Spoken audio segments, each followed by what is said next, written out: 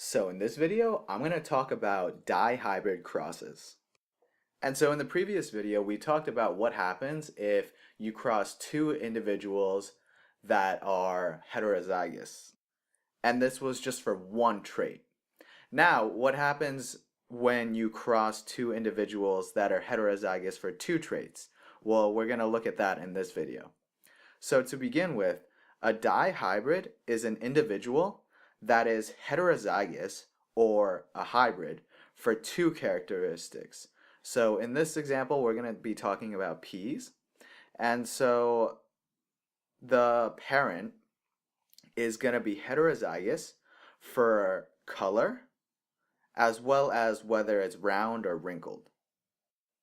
And so we're going to have two dihybrids mate with each other.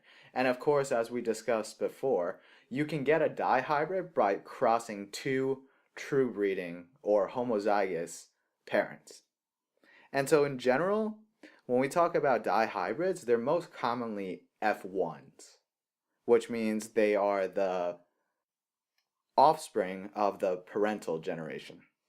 And so the two parents that we're going to be crossing have genotypes capital R, lowercase r, and capital Y, lowercase y, where R represents whether the pea is round or wrinkled, and Y represents whether the pea is yellow or green.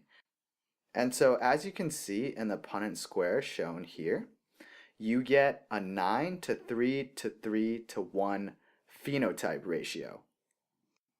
And so you have 9 round and yellow. You have 3 round and green over here. You have 3 wrinkled and yellow. And then finally 1 wrinkled and green. And you can see the specific genotypes of the peas up here shown right above. So in the future, we're going to learn some other phenotype ratios. And a 9 to 3 to 3 to 1 ratio is not the only phenotype ratio that you're going to talk about or see in genetics. But for now, let's just focus on a dihybrid cross that's shown here. And so now let's lastly talk about why this phenotype ratio occurs. And so this is going to get into the law of independent segregation, which results in an equal frequency of all 4 possible types of gametes. And so essentially what that is saying is that you have an equal chance of producing those gametes right there. So 25% of the time you're going to have a capital R and a capital Y. 25% of the time you're going to have a capital Y lowercase y.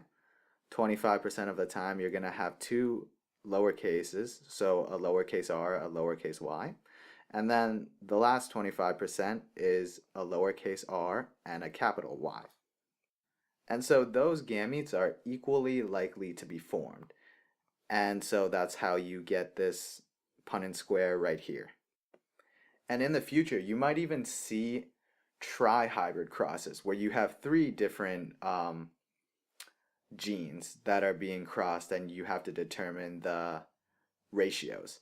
And so if you want, actually I'm going to post a link in the description, and what it is it's just a program that where you just punch in the genotype of both parents and it'll draw out the punnett square for you. So it saves you a lot of time and it really helped me in genetics.